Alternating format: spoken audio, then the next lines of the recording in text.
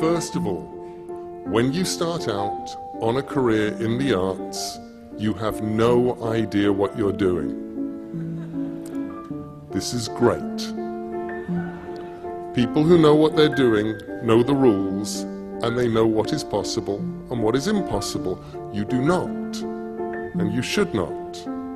The rules on what is possible and impossible in the arts were made by people who had not tested the bounds of the possible by going beyond them.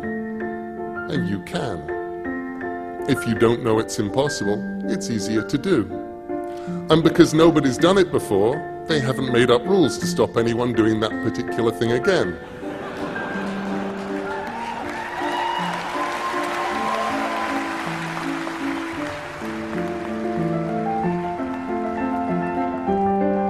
Secondly, if you have an idea of what you want to make, what you were put here to do, then just go and do that.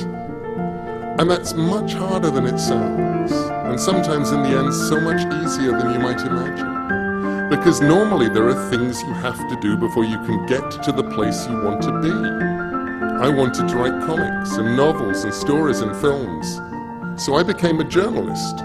Because journalists are allowed to ask questions and to simply go and find out how the world works. And besides, to do those things I needed to write, and to write well. And I was being paid to learn how to write economically, crisply, sometimes under adverse conditions, and on deadline. Sometimes the way to do what you hope to do will be clear-cut.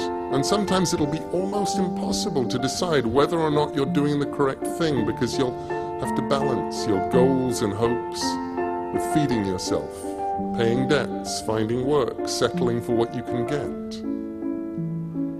Something that worked for me was imagining that where I wanted to be, which was an author, primarily of fiction, making good books, making good comics, making good drama, and supporting myself through my words. Imagining that was a mountain, a distant mountain, my goal. And I knew that as long as I kept walking towards the mountain, I'd be all right. And when I truly was not sure what to do, I could stop and think about whether it was taking me towards or away from the mountain.